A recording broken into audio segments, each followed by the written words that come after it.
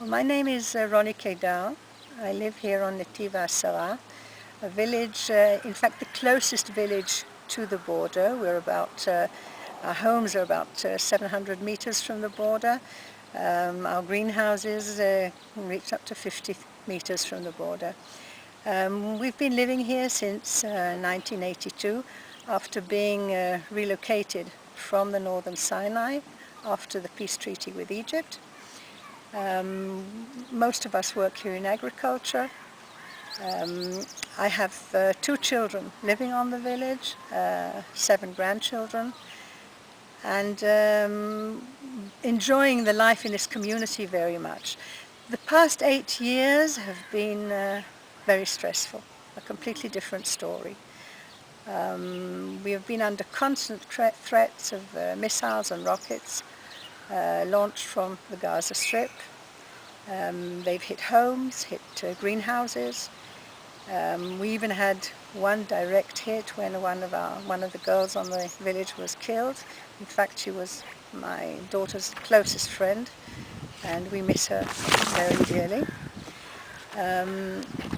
At long last, or some might say, a few weeks ago, Israel decided to retaliate, and we were at war with the Palestinians in Gaza.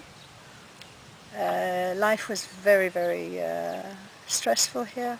Children were all at home. They couldn't go to their usual routine kindergartens and schools. Thanks to the Jewish Agency, they had a great deal of activity put on for them in the shelters.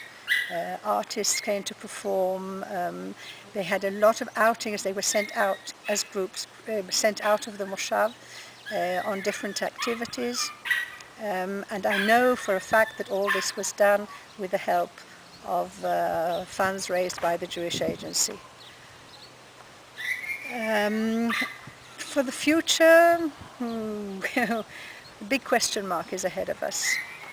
I can say that since the war ended, there's less stress, but not all that much. In fact, only yesterday we had a day of 20 missiles launched in the area.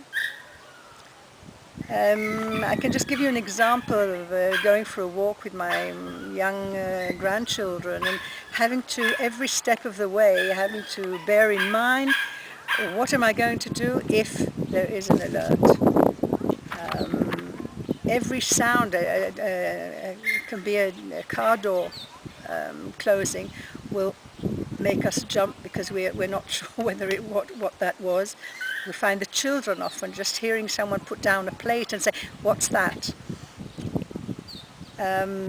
My oldest grandchild here on the village is 11 years old.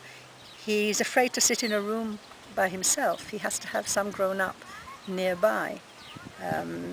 When he's working on his computer and doing his homework in his room, he'll shut the shutters, the blinds, make sure he can't be seen from the outside.